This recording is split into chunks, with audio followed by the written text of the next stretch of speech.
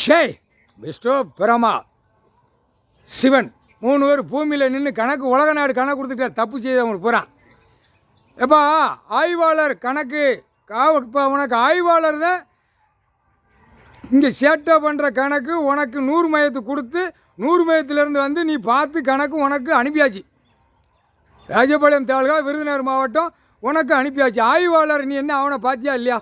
ஆய்வாளராக இருக்கான், உள்ளே பத்திரம் போட்டிருக்கான். ஏற்கனவே நீதிமன்ற கோர்ட்டு ராஜபாளையத்தில் கிரிமினல் ஏற்றினது இடித்து போனது வந்து கொடுத்ததை 90 நாளைக்கு மேலே உள்ளே இருந்து பத்திரமெல்லாம் போட்டியே. பத்திரமெல்லாம் போட்டாச்சு, பத்திரம் ஆட்டியாச்சு. இப்போ திருப்பி கதவை இழுக்கணுமாப்பா? அப்போ வந்து உள்ளே ஆடிக்கிட்டு இருக்கான். அவனை கூப்பிட்டு நீ வார்னிங் பண்ண வேண்டாமா?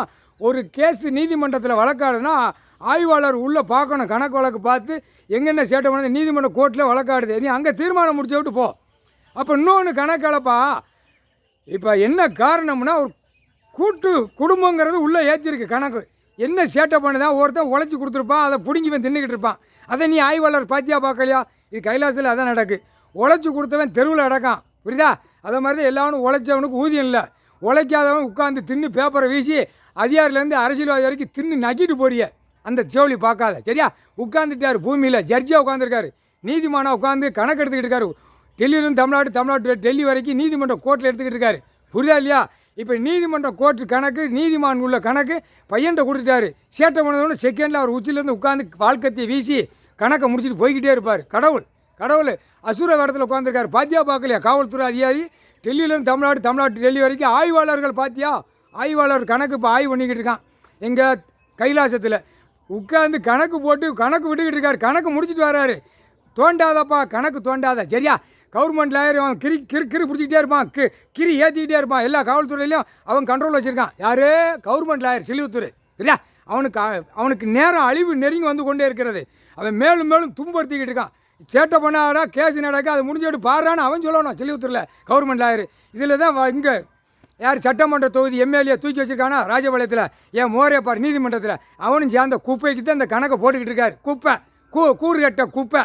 அந்த குப்பையும் சேர்த்தாடா முட்டா பேயடா. இடிச்சு லாத்தி லோட்டி உள்ள விளக்கு சிவலிங்கம் கொடி ஏற்றினா இடிச்சிட்டு போயிட்டான், புரியுதா இல்லையா? மாநில பேர் கணக்கு கொடுக்கணும், அதுக்கு தான் கணக்கு கொடுக்காரு. இவ்வளோ சேட்டை நடந்துக்கிட்டு இருக்கு. ஆய்வாளர் என்னப்பா நோட்டீஸ் அவனுக்கு அனுப்பியிருக்கா? வழக்கறிஞர்களுக்கு உனக்கு வழக்கறிஞர் நோட்டீஸ் அனுப்புதாங்க, இந்த மாதிரி சேட்டை பண்ணியிருக்கா. அப்போ அவங்களுக்கு ஒரு நோட்டீஸ் ஆய்வாளர் அனுப்பணும். வா விசாரணை இருக்குது, ஆளை கூட்டுவா, நீ தீர்ப்பு என்னன்னு பாரு. அப்போ நீதிமன்றமாக உள்ளே கொண்டு வந்துட்டானா? இப்போ காவல்துறை அதிகாரி பூரா விசாரணைக்குள்ளே நீதிமன்றம், வெளியில் நீதிமன்றம். அடுத்து இந்த பட்டா போடு பவர் போடு, அது ஒரு நீதிமன்றம்.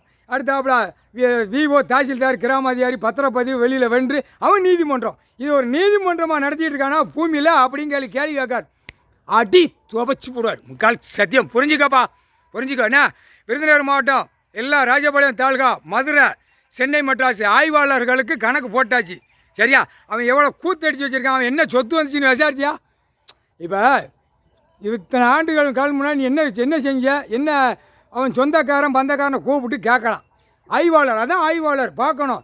இவனா ஏமாற்றி எழுதியிருக்கான், உழைச்சவன்ட பிடிங்கி எழுதியிருக்கான், அப்படி கணக்கு ஆய்வாளர் கொடுத்துருக்கானா? எந்த இடத்துலையும் கொடுக்கல. அதான் மக்கள், ஏழை எளிய மக்கள் உழைச்சதை பூரா பிடிங்கிட்டான். அம்மட்டும் பிடிங்கி இந்த பேப்பரை வீசி பாழாக்குதான். அதுக்கு தான் இவன் பூரா நியமித்து இந்த ஜெம்மத்தில் பாழாக்கி வச்சுக்கிட்டு இருக்கான் அரசியல்வாதி, புரியுதா இல்லையாப்பா? புரிஞ்சுக்கோப்பா. எல்லா டிஎஸ்பி எஸ்பி எல்லா அதிகாரியுமே கேட்டுக்கோ. ஆய்வாளர் இதை கண்டுபிடிக்க முடியல, 1 மாதம் ஆச்சு வந்து உள்ள முழுத்துவர் தோண்டி புரோக்கரை வச்சு ஆட்டி ஓட்டி அவங்க காவல்துறையில் அவனோட போட்டா வண்டி எல்லாம் நம்பர் அப்படியே குப்பையாக தூக்கி வச்சுருக்கு இந்த குப்பைகளை. அப்போ இன்னும் சேட்டை பண்ணிக்கிட்டே இருக்கானா? அதான் நீதிமன்ற அவமதிப்பும் கொண்டு வராரு. எல்லா கோர்ட்டுமே அதிகாரி பூரா அரசியல்வாதி நியமித்தது பூரா நீதிமன்ற கோர்ட்டு அவமதிப்பு. இப்போ கடவுளுடைய கோர்ட்டு நீதிமன்றம் கோர்ட்டு ஆய்வாளர்கள் அவமதிச்சிட்டான், கணக்கு போட்டாச்சு, புரியா? இது கரெக்டாக எல்லாம் சிவில்லையும் கிரிமினல்லையும் நோட்டீஸ் நீ விட்டு ஆய்வாளர் கணக்கு உள்ளே போவான். நீ என்ன விசாரிக்க? உனக்கு தப்பு கணக்கு வந்துருச்சு, அவங்கள வார்னிங் பண்ணியா? அந்த கேள்வி வரும். அதுதான் முற்றுப்புள்ளி வைக்கார் கடவுள். புரிஞ்சு நடங்கப்பா. நல்லா படிச்சிருக்கிய, இந்த மாதிரிலாம் செய்யாதீங்க, சரியா? 1 மாதம் ஆச்சு, இன்றைக்கி நோட்டீஸ் வருது அப்படிங்க. அவள் அப்பன்ட்ட கேட்கான், நோட்டீஸ் இன்றைக்கி எதுக்கு வருது, இவங்க என்ன விசாரிக்க போகிறாங்க? அப்போ வக்கீலுக்கு நீ அனுப்பியிருக்கான்னு கேட்காரு, ஜட்ஜி கேட்காரு, ஐயா கேட்கார், நீதிமான் கேட்காரு, ஜட்ஜி கேட்காரு, ஐயா கேட்கார் கைலாசத்தில். வக்கீலுக்கு நோட்டீஸ் அனுப்பியிருக்கானா? ஆய்வாளர் வா விசாரணைக்கு. இப்போ அந்த முற்றுப்புள்ளி வைக்கார்.